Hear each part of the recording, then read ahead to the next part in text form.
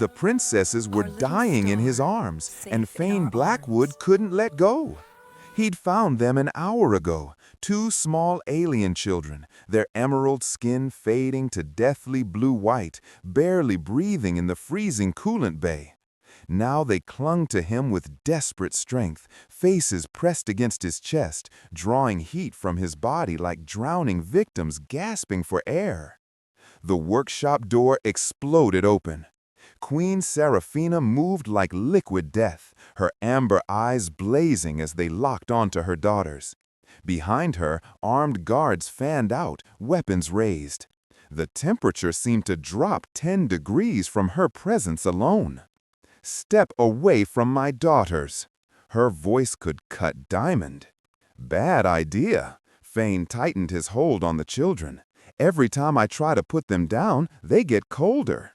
He shifted Princess Aria slightly, creating a gap between her body and his chest. Immediately, her skin began to pale. A whimper escaped her lips as she pressed closer. Seraphina's breath caught. "That's impossible. They have internal temperature regulation." "Then something's broken. I'm not a doctor, but I know hypothermia when I see it." The queen moved closer, all predatory grace in ornate battle armor. This close, Thane could smell winter air and metal polish.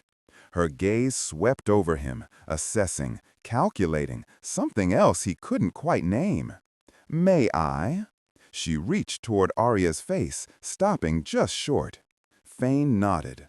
Her fingers, surprisingly gentle, traced her daughter's forehead. "Her temperature is stable, but shouldn't require external heat." Horror crept into her voice. "Someone has damaged their thermal regulation, poisoned them." "Poisoned?" Thane's stomach dropped. "Designed to appear as illness rather than attack. Someone deliberately tried to kill my daughters." Medical personnel rushed in with scanners and equipment. But when they approached, both princesses clung tighter to Thane and began to pale again. "The human's body heat is bypassing their damaged systems," Dr. Kim murmured, studying her readouts. "His thermal output is directly sustaining their core temperature." "How is that possible?" Thane asked. "It shouldn't be," Seraphina said slowly. "Human warmth should be uncomfortable for Arctanian physiology, not beneficial." "Whoever poisoned them knew exactly what it would do," Thane said, meeting the queen's gaze. "They knew these children would seek out heat sources. This wasn't just assassination. It was designed to look like kidnapping." His jaw tightened. "Someone wants your alliance talks to fail." Understanding passed between them, something complex and dangerous. "Thane Blackwood," he supplied when Dr. Kim gestured toward him. "And they can maintain contact as long as necessary. I'm not going anywhere." Seraphina's gaze held his. Something sparked in those amber depths. Not just gratitude or maternal desperation. Something warmer, more dangerous. "Then it appears," she said softly, "my daughters have chosen their guardian. I pray you understand what that means." Thane looked down at the sleeping children, then back at their mother. "I understand someone tried to hurt them. That's not happening again. Everything else we'll figure out as we go." Both princesses stirred, faces turning toward his warmth with instinctive trust. The alarm screamed through Haven Station like a dying beast. Thane held both children close as plasma fire erupted in the corridors. They'd barely made it to the thermal laboratory when the blast doors sealed behind them. Lord Cassius Vorne stood waiting, 3 armed mercenaries flanking him. His smile was cold as the void. "How convenient! You've brought both the children and their guardian directly to me." Seraphina's energy blade materialized with a deadly hum. "Cassius, I should have known." "I created an opportunity," Vorne gestured lazily. "The thermal disruption compound was designed to create dependency. Your daughters can now only survive with this particular human's unique biology." "What are you talking about?" "Mr. Blackwood possesses a rare genetic marker. The poison creates addiction to his specific heat signature. Vorne's smile widened. Soon, your daughters won't survive even minutes away from him. The alliance becomes impossible when your royal heirs are dependent on a human for survival. Thane felt Luna's hand fist tighter in his shirt. You're insane. I'm practical, and Mr. Blackwood's usefulness ends once we extract enough genetic material to synthesize his thermal signature. Vorne nodded to his mercenaries. Meaning he dies. Seraphina struck like lightning. Her blade took the first mercenary's arm off at the elbow. "Run!" she shouted to Thane, spinning to engage the next attacker. Thane bolted deeper into the laboratory, both children clinging to him as chaos erupted behind. Through gaps in the machinery, he watched Seraphina dance between opponents. Deadly beautiful, but there were too many. In his arms, Arya began to shiver despite his warmth. Her skin was taking on that frightening blue tinge again. "It's getting worse," he whispered. Princess Luna looked up with eyes too large for her small face. "Hot. Need more hot." Thane's gaze fell on the main thermal regulator's control panel. The station's entire heating system ran through this laboratory. If he could overload the output— "Stay close," he whispered, settling them securely. "I'm going to make it very warm in here." His hands flew over the controls, overriding safety protocols, pushing regulators beyond normal parameters. Heat began pouring from every vent, turning the air shimmery with distortion. "Actually," Thane said, standing with both children secure in his arms, "I've got a better idea." Temperature spiked past human tolerance levels. The princesses began to glow with renewed health, their skin deepening to rich emerald. The extreme heat made Vorne's mercenaries sluggish and disoriented. Seraphina seized the advantage, her cold adapted physiology allowing her to function while her opponents suffered. Her blade found the last mercenary's heart as Vorne stumbled backward, sweat pouring down his face. "Impossible!" Thane set the children near a heat vent and tackled Vorne before he could raise his weapon. They hit the floor hard, rolling among pipes and conduits. Seraphina's blade punched through Vorne's chest from behind. "The natural order," she said quietly, "demands that those who threaten children face consequences." The medical bay hummed with frantic activity. "The thermal dependency is accelerating," Dr. Kim reported. "Their cellular structure is adapting to Mr. Blackwood's specific heat signature. If we don't reverse this soon, the bond will become permanent." Seraphina paced like a caged predator. "How long?" "Hours, maybe less." "We need to synthesize the antidote using your adapted thermal signature," Kim explained. "But the process requires maintaining maximum thermal output during synthesis. You'd need to generate enough heat to keep the children stable while we extract the necessary biological markers." Seraphina moved closer. "That sounds dangerous." "It is. The thermal extraction process could kill him." Princess Luna looked up at Thane with sleepy amber eyes. "Safe." Thane smoothed her copper hair. "Always safe, little one."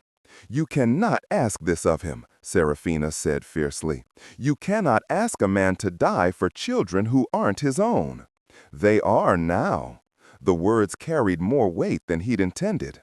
"From the moment I found them freezing, they became mine to protect." Seraphina's breath caught. She reached out as if to touch his face, then stopped, fingers trembling in the space between them. "Besides," Thane continued, pulse quickening at her proximity, "someone has to keep their mother warm, too." Understanding flooded her amber eyes. His own growing feelings reflected there. The extraction apparatus hummed to life. Thane's body temperature spiked as the machine encouraged his metabolism to maximum output. Both princesses purred contentedly against his heated skin. Sweat beaded on Thane's forehead as his vision wavered. He felt Seraphina's cool hand touch his shoulder, an anchor point. "Stay with us," she whispered, fingers tracing gentle patterns on his overheated skin. "Stay with me." The contact sent electricity through him. Even through exhaustion, Thane was acutely aware of every place her skin touched his, every breath she took. "Synthesis complete," Kim announced triumphantly. The antidote flowed into both children. Their dependence on his heat gradually decreased. Their thermal regulation returned to normal. "It's working," Seraphina breathed. "They're healing." Thane let his thermal output drop, exhaustion hitting like a physical blow. "So what happens now?"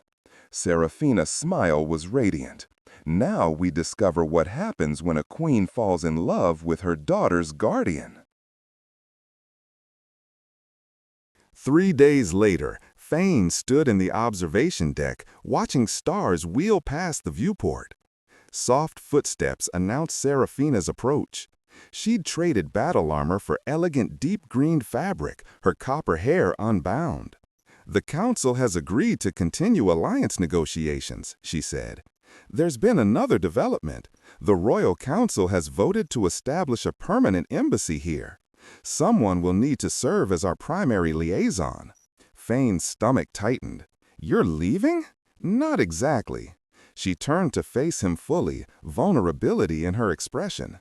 "The position requires someone who understands both cultures intimately, someone who has proven themselves capable of bridging the gap between our species."